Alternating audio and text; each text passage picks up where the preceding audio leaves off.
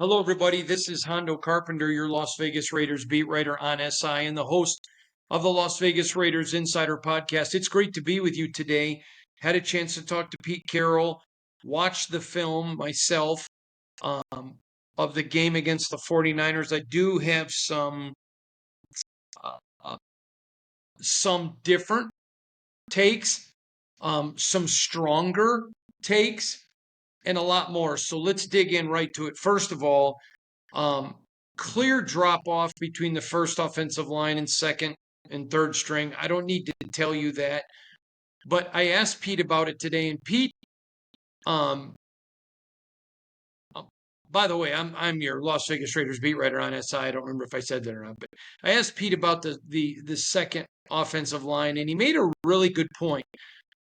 And you have to understand, Pete, he's not an excuse guy, but he does live in Realville, which is where I live. So I appreciate that about him immensely.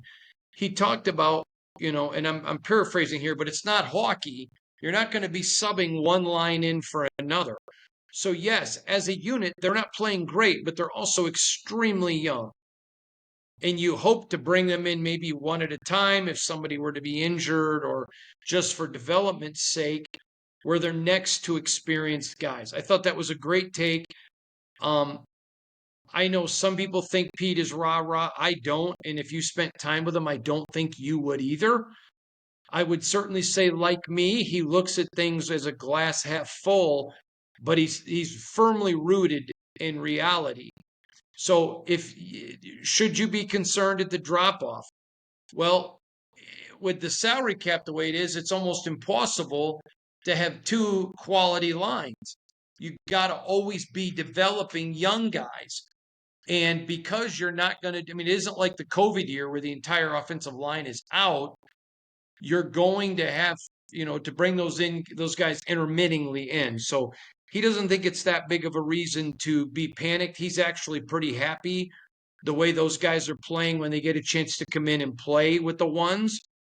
So the way I look at it, and I've said this and maintained this the entire 6 years that I've covered this team, the people whose jobs are on the line, you give them the rope to make those calls and you trust them. Let's go back. When Dave Ziegler and Josh McDaniels signed Jimmy Garoppolo, I made the comment when they let Derek go. If you let Derek go and get Tom Brady, golden. If you let Derek Carr go and you get Jimmy Garoppolo, I think it's a critical mistake, but one that they own. And if it works out, they're heroes. And if they're not going to be here long. Well, you saw it happen. Pete's explanation of it makes complete sense. They're all very young. I mean, let's just walk through it. Okay. Caleb Rogers, I've told you, he looks the part. He's not there yet. He's just not there yet. I think he's next year I think next year you'll start to see him be a more significant contributor. And then I could see in 27 him being a full-blown starter. Same scenario, Charles Grant. Okay, Thayer Mumford, we know has played well when he's with the ones. Did not play well yesterday when it was just the twos. But again, Pete's explanation bears reference. If Alex Kappa was in there, he'd be performing better. He'd be performing significantly better. So when you start to look at it that way, and you start to make evaluations that way, I think it makes a little bit more sense. I think Will Putnam is your 10th guy, and I think they're only going to carry 9. But Will Putnam, I think, is a guy who could play in this league. He's just not ready. So you got your 5 starters, and then you have Kappa, Munford, Rogers, and Grant, which when he's right, when they've been in with the ones, Caleb and Grant haven't, but Thayer and Kappa have looked fine. So I'm going to cede that to them. And I thought Pete's explanation was fine. After watching the film, Geno Smith, it was even more impressive to me. Even more impressive. His command of this offense, I am surprised. I just am. I would go look at Will Howard, who is a very good quarterback in college, won a national title with Chip Kelly. Ohio State struggled last year just grasping the entirety of the offense. Everywhere he's been, nobody's just grasped it. Even Marcus Mariota at Oregon didn't grasp it immediately. And Geno's been like, I don't know what the problem is. Geno has been masterful. A couple of passes, I think, last night that he would have wanted back. But again, what did he do? He put both of those passes, one especially, where only his guy could get it. And it just out of his reach. But I got to say this to you, Raider fan. Wasn't it wonderful to see a quarterback overthrow somebody and not have a guy have to stop on a burner route and wait for the ball and either have it get knocked down or get intercepted? That didn't get your fire going, your wood's wet. I mean, that was impressive. But Geno is incredibly impressive. Next, let's talk about Aiden O'Connell. Wonderful kid, has looked good in camp, has had good camps, but Raider fan, and I can't blame you, is so tired of hearing that. It's like, shut up, Hondo. Listen, love you, but don't want to hear it. I get it. But I still have to report it because it's accurate. But until he does it under the bright lights of competition, Raider fan is just going to be like, okay, I'm from Missouri, show me. It's just the reality of the situation. Again, Pete didn't hide it last night, didn't hide it today that he didn't play real well. And he just didn't. And you can't sugarcoat that. And I'm not a sugarcoater, regardless of what people say. Just like Pete's not a rah-rah guy, regardless of what people say. I'm not a sugarcoater. But it was just a poor performance. And I've seen him perform significantly better in training camp. So has every one of my colleagues. In fact, I was talking to one of my colleagues, and we were literally joking because Raider fan is pissed at us. But the reality is he's looked good in camp. That's just being truthful. But, you can be the bridesmaid all the time and look great, but until you're the bride and you can look great in practice, but what are you going to be? This isn't like the combine where it's the underwear Olympics. Jamarcus Russell won those and was terrible under the spotlight. Aiden's got to do it under the big lights. They are, I can tell you this, and not just by public comments, talking to people privately today. There is a strong sentiment, man, he's got to do it under the lights, but they do believe in him. They do. So take that for whatever it's worth. I did not talk much about it in the post game, but when I watched the film, man, the linebackers just popped. The Raiders linebackers looked really good last night. And what I was pretty excited about was talking to Pete today. Before I could ask him, somebody else did. And he was raving about how they're just playing downhill fast. I thought Jermaine Pratt was, I'm not going to name names because I thought every one of them was really good. Really good. There was some terrific linebacker play. I thought there was some excellent corner play. I'm pretty happy with the corners right now. I think there are some struggles, but I also, watching the game up close today, rewatching the film, I saw a couple of those struggles where they were not playing the down and distance. They were just practicing scenarios. So I'm going to give them a mulligan on that one. I thought the cornerbacks were significantly better than I thought they were. I didn't think they were trash, but I didn't think they were as good as I thought they were. I did ask Pete I said, I'm not asking you specifically for this year, but over your career, going into this last game, how much of the 53-man roster is already established? Now, I asked that for two reasons. Number one, I knew he wasn't going to tell me because he wants his guys to compete. Well, I don't know. We're just going to let him keep competing. But then he's like, but some of these guys are coming down and they're close to roster spots. We got to get them more. So I'm going to tell you this. When I talk to people inside the organization, I get the feeling there's 45 to 48 of the 53 that are just solidly locked up.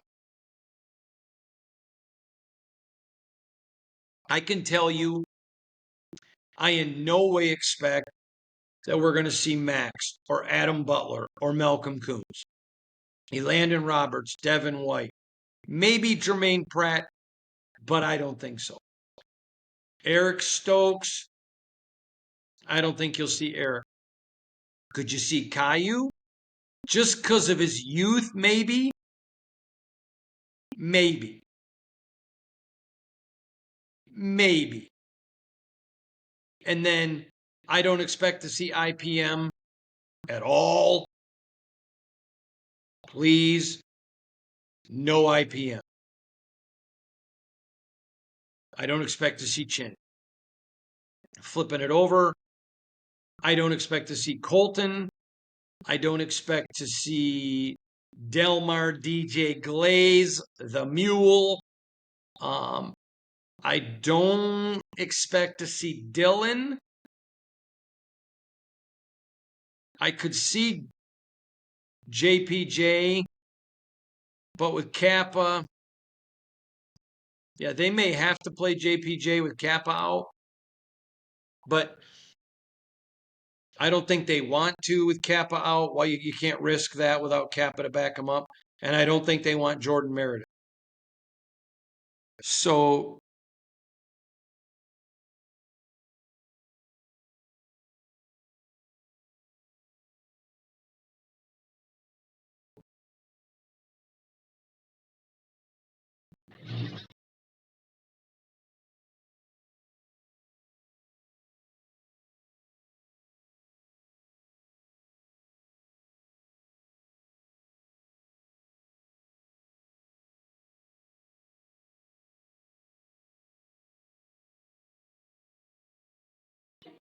I don't expect to see I would expect to see JPJ. I would expect to see JPJ the more I think about it. Very good chance, though, you're going to just not see any of the starting five there. I don't expect to see any Ashton Jeanty at all. I'd even be surprised to see Raheem Mostert. I don't think you need to see him. I better not see Jacoby. Any of the others, I could see them wanting to get reps. Maybe not Trey Tucker, but certainly the rooks. I wouldn't want to see it, but I can't imagine it. But you could because Pete loves that and young guys getting experience. I don't expect to see Michael Mara, Brock Bowers. This is going to be a big week for an Alex Bachman, big week for a Kadir Ismail, Ian Thomas, big week. I could even see if they're just dead set that there's no competition for TE3, them not even playing Ian Thomas. Because right now, I think he's earned it. But again, it's however you choose to go through in your head on that. And but it's going to be a big week, a very big week. Of course, you're going to see Carlson and Cole. There's no reason not to. They're kicker and punter, Bob and Moyer. But it's going to be an interesting week. I want to talk about Darian Porter. I mentioned last night about his footwork on a couple of times, but I got to go back to that play he made because that's the flashing that we have seen all of camp. Where, I mean, that was a Pro Bowl play.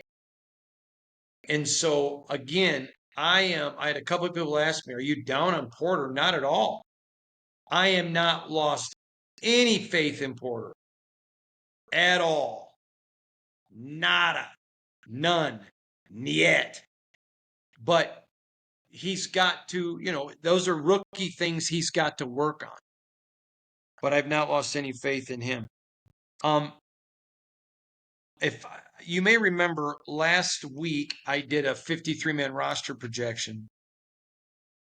And I'm going to do one more a week from tomorrow, a week from Monday. I'll do my final one. That's the 25th. It's the day before the Raiders comes out. But right now, I think there are going to be 2 changes off the roster that I made a week ago. And I still want to see how all that goes. I do want to talk to you about new safety, Terrell Edmonds. In fact, I want to read you something because I asked Pete about it. And I thought his answer was tremendously good. He says, I really like him. I like the experience that he brings. He's been in a lot of situations. He's been a very versatile player in the style that he's been asked to play, and that's shown up already. He can be at the line of scrimmage and play the running game. He can knock receivers around downfield, has a good sense of awareness, gives you confidence because he's been there before. And it looks like he played on film. You can see it. We're a little young there at the spots, so to feel that feel that experience is a very positive thing. So obviously, you can tell that Pete likes what Terrell Edmonds is bringing. It was good, but he just got here. But as of right now, I think there are 2 changes off of the previous 53-man roster. So now let's turn our attention. I'm going to get into this a lot tomorrow, but briefly, I just want to touch it today about what next week will look like. Now, don't miss tomorrow's show because I'm going to get into immense detail, both from coaching and other avenues and angles. So make sure you don't miss it tomorrow on what to look for this week. But here are a couple of things that I would tell you that I'm looking for. Number 1, you're going to find out quick who's on the bubble and who's not. You're going to find that out quick in the game next week because you're going to see who's not playing. And if they're not playing, they made it. They made it. Now, the only time I've ever seen that not be the case is I covered a team once where a general manager did not play a player. And the day before the game, he had called me and said, hey, this player's not going to play tomorrow. He's got a hammy. And I'm like, I just walked out of the building with him. When did it happen? And he called me on the cell phone when I'm driving. After he left you. I go, we both got in our cars and drove away at the same time. He goes, he's not playing, he's got a hammy. And he hung up. Now, I knew exactly what he was saying. They didn't want him to go and ball out. And another team say, man, we've got enough room that we can waste one of our 53 spots on a guy that is probably a year away. So basically what he did, in my opinion, was immoral. He almost tried to downplay a guy so he could keep him off a 53-man roster for his practice squad. Now, I can tell you right now, there's a lot of GMs that would argue with me and say, Hondo, that's not immoral, okay? For me, if a guy hasn't made your roster, let him play. Don't hide him. I don't think that's fair to the kid. You're asking him to give everything and compete, yet you're not letting him. That's the only time I've ever seen guys not play. Usually by that point, if a guy has not made the team, you already know he's not going to play. So they may not play him just so he doesn't get injured. So they don't have to pay him, but you knew. I mean, if they don't play Kadri Ismail, they're hiding him. I think they're going to. I'm just saying. If they don't play Tommy Milan, they're hiding him. He's going to play. So, anyways, that's kind of what I'm going to look for. It's going to tell you a lot. This week in practice now, the shift does begin to change.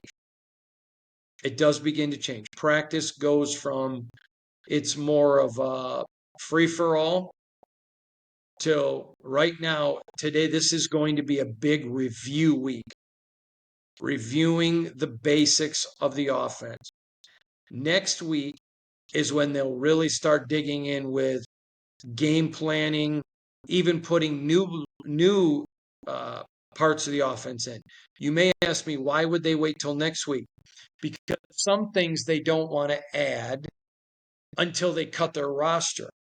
Because they don't want to give a team an advantage who will say, okay, we'll sign you to our practice squad, so then you can reveal all the secrets of the Raiders to us.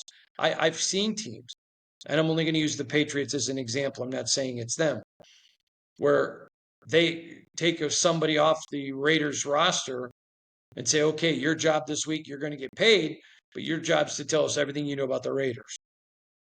And so the Raiders will wait until after cutdown day to start implementing any new looks now.